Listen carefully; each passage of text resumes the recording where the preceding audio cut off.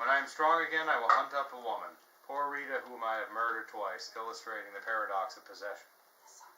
Man, the slave of his senses, possesses only what his 5 masters offer him as gifts. I will find a clever one this time, whom jests do not frighten. One who does not burn incense before her vagina, and covered with an altarpiece. How unctuously women embrace ideas which increase the value and importance of their urinal dumps. Modesty, morality, prurience, piety, are the effulgent underwear behind which they increase the mystery and charm of the mons veneris. Alas, they are the artists of sex and not men. Man has even thrown away the seductive codpiece. The origins of ideas are varied and multiple.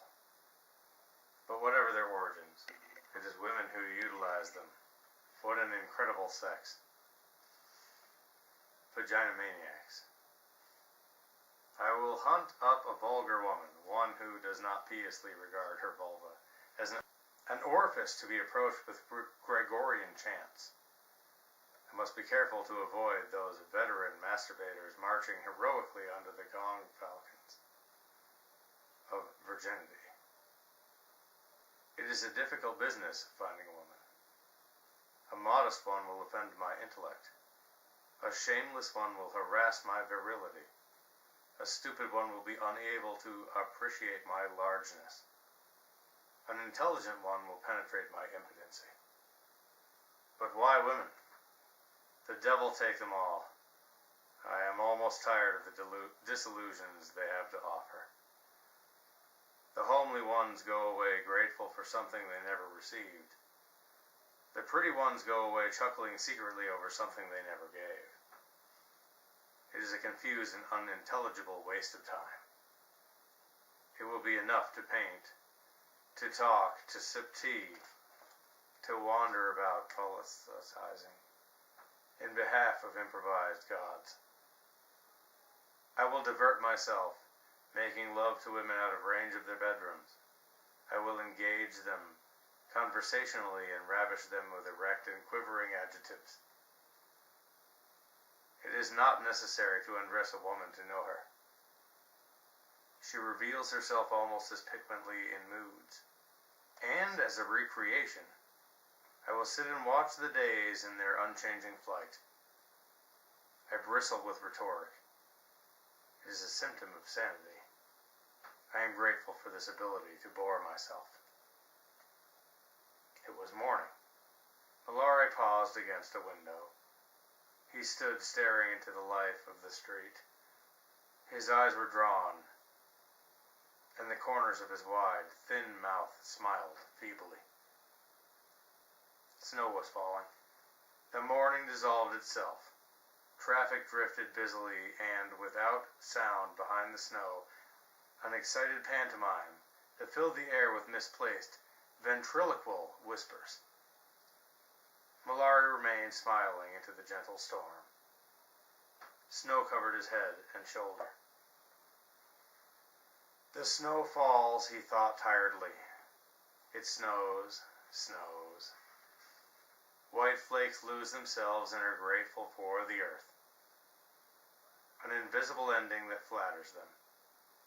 Well, I have walked all night and rid myself of wisdoms. I am hungry. It's possible I haven't eaten for months. In order to eat, however, I need money. He slipped one of the gloves from his hand and felt in his pocket. A satisfied smile came to his eyes.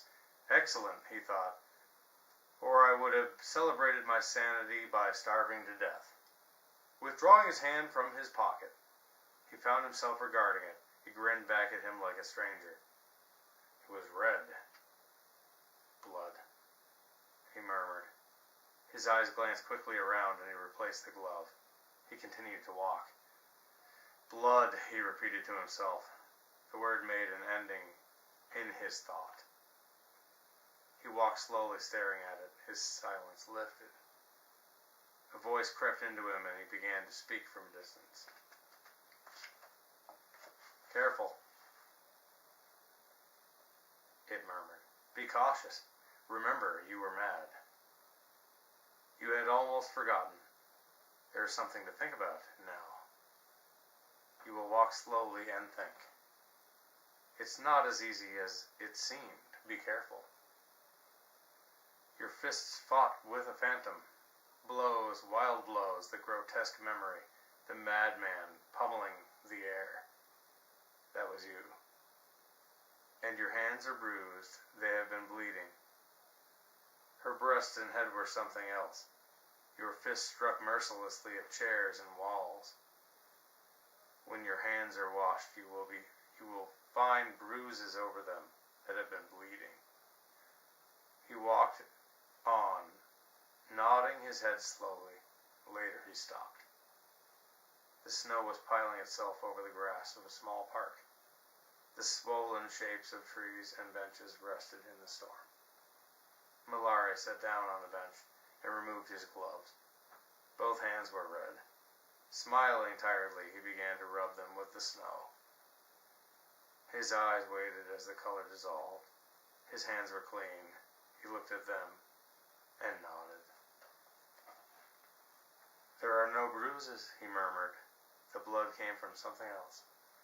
He paused and watched the snow. "It is curious," he whispered aloud. Then, "I am still mad. Careful." Mad. For there was blood, and not mine. So it would seem I have been seducing myself with optimism. A true madman. Yes, a lunatic mumbling excitedly to himself in the snow all night, saying, "Sane. Mallare is quite sane." He laughed softly. "Oh yes, I'm too clever for you, Mallare. Much too clever. You present a pair of red hands to me. I wash them carefully in the snow. They become white, interesting phenomena." He chuckled softly and stared at the snow and swollen trees.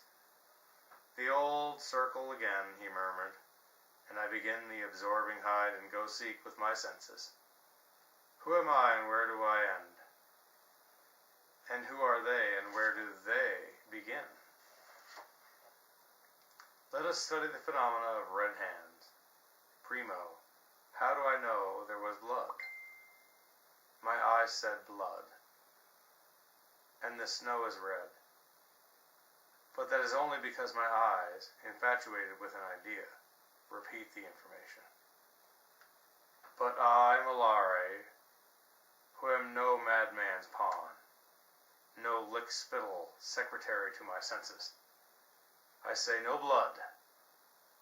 I am the Pope. I excommunicate the phenomenon.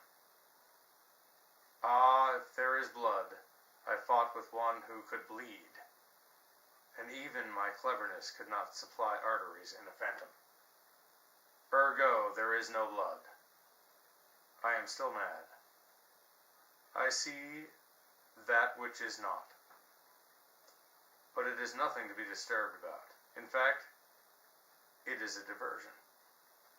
The snow slowly covered the figure of Mallare. His drawn eyes balanced themselves amid the flakes. "It snows, snows," he murmured after a pause. "And I remember something. What is it, I think? Rita. Yes. There would be blood if Rita were, the murdered one. There was something I didn't remember while I walked. I can't. Not that way. Careful, Mallare. Be careful. There are thoughts impossible to think. Yes, impossible." Again silence filled him. His drawn eyes widened. "Mallare," he whispered. "You're a madman, I know. This chokes. Yes, it was I, Mallare. It is I who have been mad. I have been mad myself, not you. No, not you. But the god, the strange pose, I can't. An impossible denouncement. My head breaks. Her blood. Rita.